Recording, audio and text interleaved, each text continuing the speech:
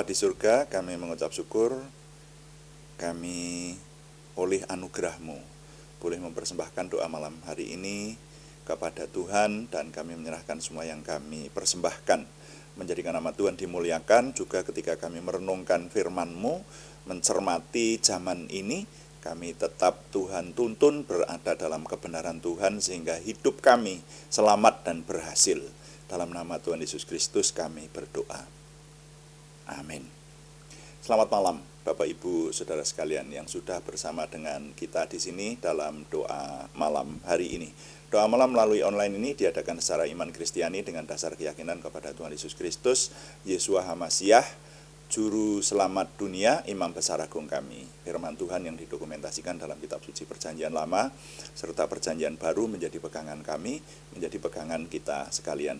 Saudara sekalian, doa malam ditujukan untuk menjawab pertanyaan. Karena itu kalau ada pertanyaan-pertanyaan rohani yang ingin dijawab oleh kami, kirimkanlah kepada kami dan nanti akan kami coba jawab untuk menjadi tema-tema dalam doa malam kita. Dan doa malam juga seringkali kita tujukan untuk mencermati hal-hal yang terjadi pada zaman kita ini. Nah, saudara-saudara sekalian, apa yang viral atau apa yang terjadi di zaman ini kita cermati dari sisi firman Tuhan, sehingga kita tetap hidup dalam kebenaran Tuhan dan dipelihara Tuhan, selamat dan berhasil. Itu doa kita. Dan seperti malam hari ini, kami ingin mengajak Bapak Ibu Saudara sekalian memperhatikan sebuah renungan, judulnya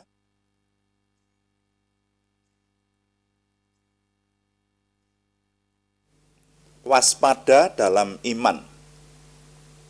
Waspada dalam iman. Kita baca dahulu Lukas pasal 21 ayat 25. Ini pernyataan Tuhan Yesus Kristus yang cukup panjang, tapi kita akan mensitir dalam beberapa ayat ini saja. Saya baca untuk kita sekalian. Tuhan Yesus berkata, "Dan akan ada tanda-tanda pada matahari dan bulan dan bintang-bintang, dan di bumi bangsa-bangsa akan takut dan bingung menghadapi deru dan gelora laut. Orang akan mati ketakutan karena kecemasan berhubung dengan segala apa yang menimpa bumi ini, sebab kuasa-kuasa langit akan goncang. Pada waktu itu, orang akan melihat Anak Manusia datang dalam awan dengan segala kekuasaan dan kemuliaannya. Apabila semuanya itu mulai terjadi, bangkitlah dan angkatlah mukamu, sebab penyelamatanmu sudah dekat." Lalu Yesus mengatakan perumpamaan ini kepada mereka, "Perhatikanlah pohon ara atau pohon apa saja.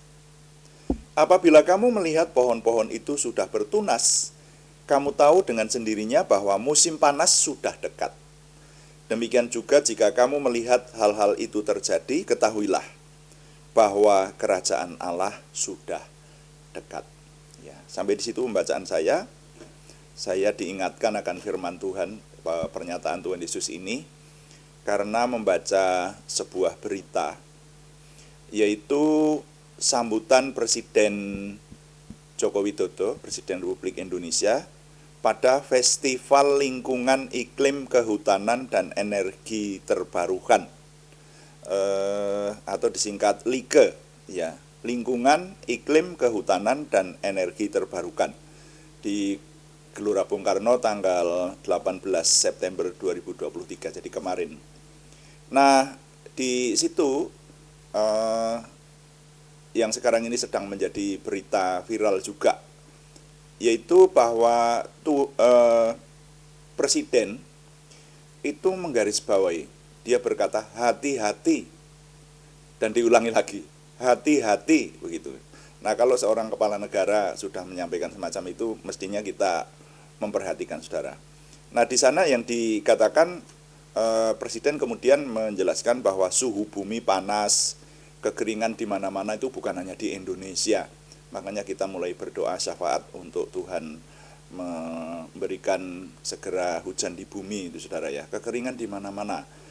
Kemudian perubahan iklim itu menghantui semua negara, saudara. Dan ini fakta. Kemudian disambung dengan kekurangan pangan, saudara. Jadi saudara jangan enak-enak, saudara harus berdoa setidaknya. Ya, kenapa? Karena Presiden mengatakan sekarang ini negara-negara yang mengekspor beras, ada 19 negara yang sudah mulai mengurangi ekspornya, dan Indonesia salah satunya pengimpor beras itu, saudara ya. Jadi nah ini, jadi bencana alam yang ditimbulkan oleh situasi dunia ini ancaman, saudara. Kalau seorang kepala negara sudah berbicara semacam itu, mestinya kita menaruh perhatian. Dan Presiden juga menyinggung bencana alam yang terjadi di Libya, ya. Sebetulnya kalau berita yang saya baca ini termasuk juga Maroko, gitu ya. Di sana ada banjir dan gempa bumi dan 11.000 orang dinyatakan meninggal. Itu Presiden yang menyatakan, loh, saudara ya. Bahkan 10.000 masih belum diketemukan.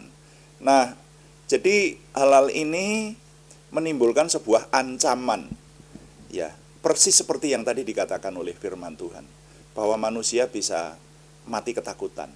Ya, jadi di sana tadi dikatakan situasi alam, situasi dunia itu akan menimbulkan takut dan bingung menghadapi deru dan gelora laut. Nah, saudara, Pak Joko Widodo juga menyampaikan bahwa karena suhu dunia semakin panas, maka es di kutub utara dan kutub selatan yang bertahun-tahun tidak mencair menjadi salju abadi, sekarang mulai mencair. Jadi laut mulai pasang naik, ya, air bertambah. Makanya dikatakan di beberapa negara ada pulau yang sudah hilang. Nah, ini tidak bisa dipandang ringan, ya, kita harus hati-hati. Masih bersyukur kita yang berada di tengah-tengah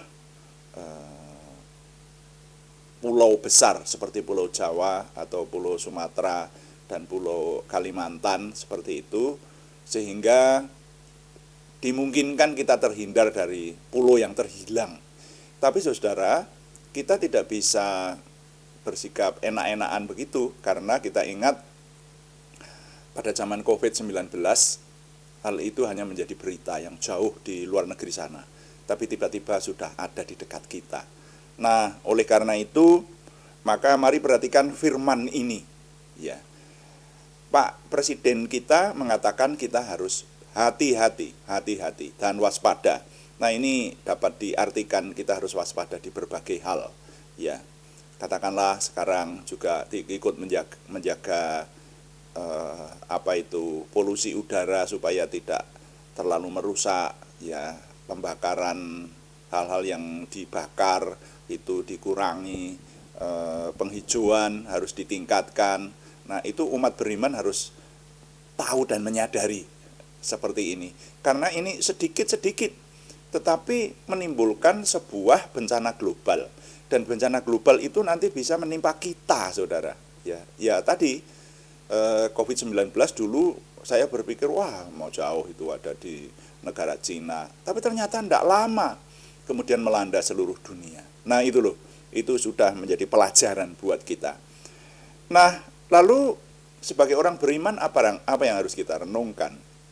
Saudara-saudara, firman Tuhan tadi persis menyampaikan seperti apa yang Presiden kita sampaikan, ya, bahwa akan ada ancaman.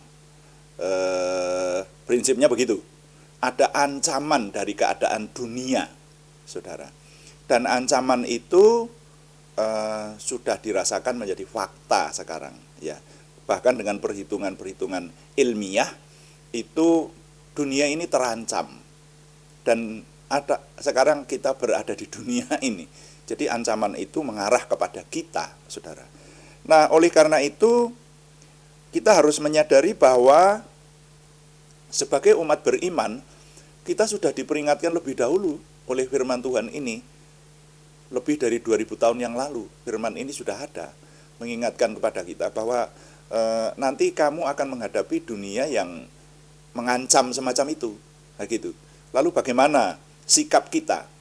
Nah, sebetulnya saudara-saudara, kalau kita berpikir secara rohani, segala ancaman yang ada itu muaranya, kalau kita berpikir dan berpijak dari apa yang disampaikan oleh Tuhan Yesus di dalam firman Tuhan ini, muaranya kepada kedatangan Tuhan Yesus Kristus. Kita percaya sebagai umat Kristiani, umat beriman, bahwa dunia ini nanti akan berakhir pada waktu Tuhan Yesus datang yang kedua kali. Nah, kedatangan yang kedua kali itu kadang-kadang diistilahkan sebagai kedatangan kerajaan Tuhan, seperti itu. Nah, makanya tadi yang kita baca, waspadalah, kerajaan Allah sudah dekat, dikatakan semacam itu. Jadi, saudara-saudara, apa yang harus kita lakukan? Firman Tuhan mengingatkan kita sebagai umat beriman harus tetap beriman. Ya. Dan waspada, ya, yang namanya waspada itu indera kita bergetar terus dan siap sedia melakukan apa yang harus dilakukan. Itu waspada. Ikut berhati-hati menjaga supaya bencana dijauhkan, tetapi tetap beriman. Makanya judul renungan ini adalah waspada dalam iman. Waspada, ya, kita lakukan dengan berbagai upaya dan apapun yang bisa kita orang beriman lakukan, tapi tetap dalam iman, percaya bahwa kita akan selamat, bahwa kita di dunia maupun akhirat ditanggung keselamatannya oleh Tuhan Yesus Kristus. Jadi kita punya rasa yang saya istilahkan sebagai rasa semeleh, ya, berserah dengan percaya diri. Nah, itu saya bahasa Indonesia kan semacam itu. Ya, jadi rasa semeleh itu rasa berserah dengan percaya diri. Bukan berserah karena tidak bisa apa-apa, ya. Tetapi kita tetap punya iman. Jadi waspada dalam iman itu artinya kita mewaspadai ancaman zaman dan ikut menjaga secara jasmani, secara lahiriah apa yang harus kita lakukan, hal-hal yang positif kita lakukan, tetapi tetap memiliki iman karena kita ada yang memelihara, yaitu Tuhan. Tuhan yang kita kenal dalam nama Tuhan Yesus Kristus. Nah, oleh karena itu secara singkat, Bapak Ibu Saudara, ini sebetulnya kalau dijelaskan cukup panjang, tapi secara singkat dalam doa malam ini, dalam renungan yang amat singkat ini, saya boleh mengajukan nilai yang kita simpulkan atau kita dapatkan dari perenungan kita ini, bunyinya demikian. Menghadapi berbagai ancaman di dunia, umat beriman harus tetap waspada dalam iman. Cukup singkat ya. Menghadapi berbagai ancaman di dunia, umat beriman harus tetap waspada dalam iman. Tuhan dipuji. Amin. Mari kita mengakhiri dengan doa. Kita akan berdoa sesuai yang Tuhan firmankan. Tuhan, berkatilah kami dengan berlimpah-limpah. Perbuatlah sesuatu yang besar dalam hidup kami, dan itu jelas berasal daripadamu. Tambahkanlah pengaruh dan kesempatan kami bagimu. Berikanlah kami suatu perasaan akan hadiratmu dan petunjukmu senantiasa. Jagai dan lindungilah kami, supaya tidak jatuh dalam perangkap setan. Dalam nama Tuhan Yesus Kristus kami berdoa. Amin. Demikian doa malam hari ini, saudara-saudara sekalian. Dan kami tetap mengingatkan bahwa doa malam dilaksanakan setiap hari Senin sampai Sabtu, setiap jam 6 atau jam 18 waktu Indonesia Barat. Dan saudara-saudara sekalian, ada juga doa pagi yang dilaksanakan setiap hari, pada hari-hari yang sama, setiap jam 5 pagi. Ada banyak saudara yang setia mengikuti doa pagi kita, dan kita akan bertumbuh bersama, merenungkan firman Tuhan dari Kejadian sampai Wahyu. Puji Tuhan. Dan terima kasih kepada semua yang sudah mendukung. Kami tetap mengharapkan dukungan Anda, setidaknya dukungan doa juga. Terima kasih yang belum memberikan subscribe, berkenan memberikan subscribe, like, komen, dan share.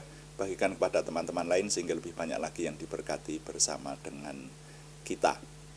Selamat malam, Tuhan memberkati. Amin.